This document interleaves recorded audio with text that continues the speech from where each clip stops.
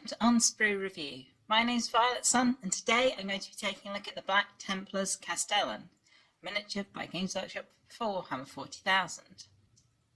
I've already made and painted one of this figure before, and I was really happy with the way it came out. I've been buying up a bunch of Space Marine models to convert into consoles for the Horus Heresy recently, and I thought I'd take a look at this figure on camera for you guys. Let's stick with the format and take a little look at the box to begin with. I really like the front of this box. It's obviously quite a new design. It's got the new Warhammer 40,000 logo. Some nice simple text at the bottom to let you know that you're getting one figure, what figure you're getting, and that it's a Warhammer figure. And of course, artwork depicting the figure.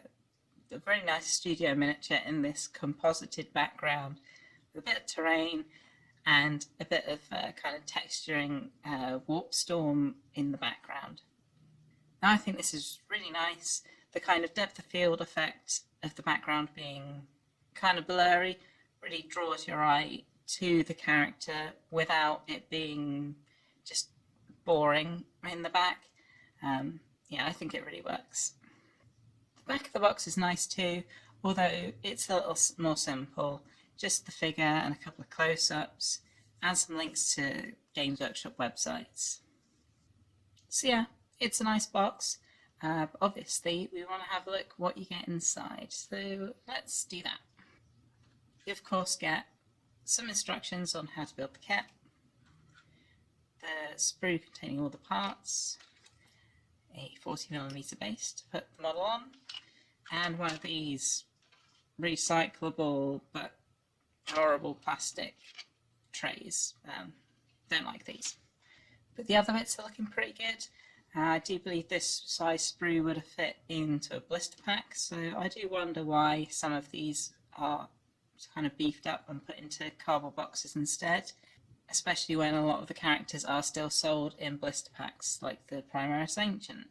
I'm sure there's got to be some sort of marketing reason for it.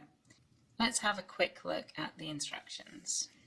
It is definitely going to be quite a quick look because it's only a single sheet of paper, nice full colour instructions, and the instructions only really take up 2 of these very small pages, with the back of the booklet being a short version of the unit's profile, obviously the front being mostly warnings. It's a pretty simple miniature with only 9 pieces plus the base, so I think most people would get the model together even without these instructions, but it's nice to see some really clear colour illustrations on how to put the model together. So yeah, whilst these instructions are pretty basic in terms of only having just what you need to put the model together and not really even a full profile for the model's rules, they are at least very clear. And now we've taken a look at those, let's have a look at the model itself. Now, this fantastic model is based on a piece of artwork by John Blanche that was initially featured on the front of the 3rd edition box set and rulebook, with this figure being pretty front and centre to the artwork. So the design's been kind of in everyone's mind for a very long time, and as such it's quite hard to pull off something that's been around for that long but not been in plastic. But I think this really works. First of all, the torso and legs are pretty much just 2 pieces for the whole lot. The front of the torso has loads of really nice detail. I really like the crossed power cables, very indicative of the Mark V style armour. They just add a ton of detail to this model, and that's one thing this model has bags of, is detail. All these extra power cables, little studs, little rivets, this nice little hanging veteran symbol. Yeah, the model's just packed with tiny little details. And they're all really nicely done as well. There's not too much stretching, even kind of around the edges here where you've got this extra trim on the knee. It does lose a little bit of detail around the side of the mould, but still looks pretty good. And there's a lot of detail on the back of the model as well. Obviously, the original art never showed any of this, but I think it's a nice interpretation with this nice long flowing cloak. It's a little ragged along the base, and obviously you've got the returns from those power cables crossing the front, coming up to the back, where attached to the backpack. Now, a big part of this model is the number of skulls it has, particularly on the shoulder pads. All around this trim detail is loads and loads and loads of little skulls. In the centre of both shoulder pads are this big grinning skull. I really like this detail. It's from the original artwork, and it really has that kind of late 90s Games Workshop skull feel, where they're really exaggerated, kind of evil looking skulls. But because of all this detail, they are broken down into a lot of parts. This being the centerpiece for the right shoulder, which has part of it molded onto the front of the body, part of it molded onto the back of the body. And then the left shoulder pad is more intact, but has a large part of it molded into the arm here. So if you did want to use these on another model, it would require quite a lot of careful cutting to remove them from this model first. But I think it would be possible if you're very careful. One thing to mention about this figure is his size. He's very tall and very broad, absolutely huge even for a Space Marine. But that's entirely in line with the original artwork, where the characters were very much showcased and larger than life, larger than the Space Marines around them. So I kind of agree with the choice of the sculptor to make this guy so big. Now this model only comes with one head, which is the helmeted head that it's depicted with in the artwork. I think it's a pretty stonking head, really nicely detailed. Again, lots and lots of pipes, loads and loads of optics and bionic eye pieces built into the helmet. Definitely looks like an extra special kind of one-of-a-kind helmet for this leader. And of course, it has another little skull on it. This figure comes with a slightly unusual looking combi flamer, but again, it's following the original art, and yeah, I think it works for, again, a one-off designed just for this character. Obviously, lots of detail with the word Templar and a tiny eagle built into this side of the casing, and some extra little detail of some vents and yeah, just general greeblies on this side, the bolt gun and flamer.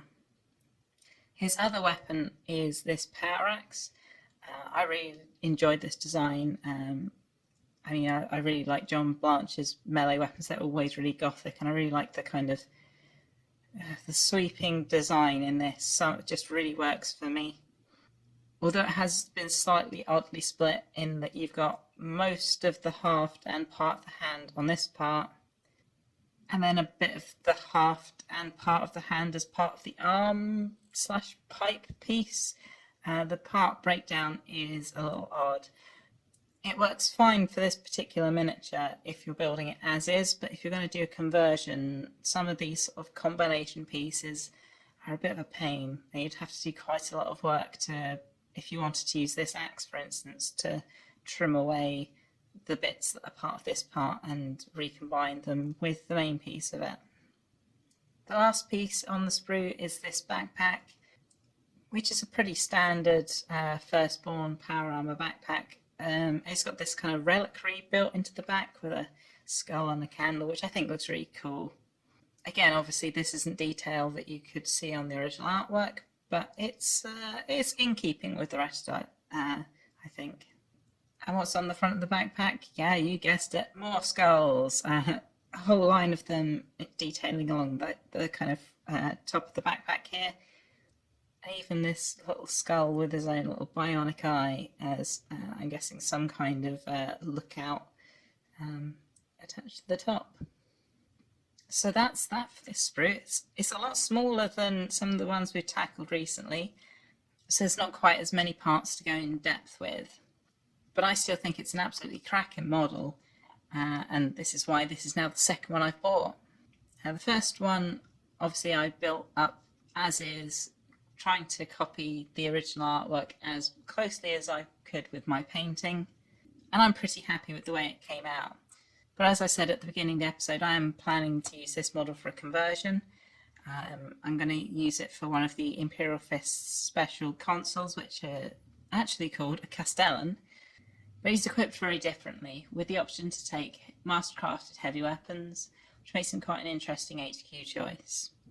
As such, I'm probably going to be cutting away and disposing of quite a lot of this model, and only really keeping the torso and legs, which seems a little bit wasteful, but I'll end up putting the rest into my bits box, and I'm sure I'll end up using the parts on some other conversion in the future. I've seen a lot of other people's cool conversions of this model, and if you've done one, I'd love to hear about it in the comments.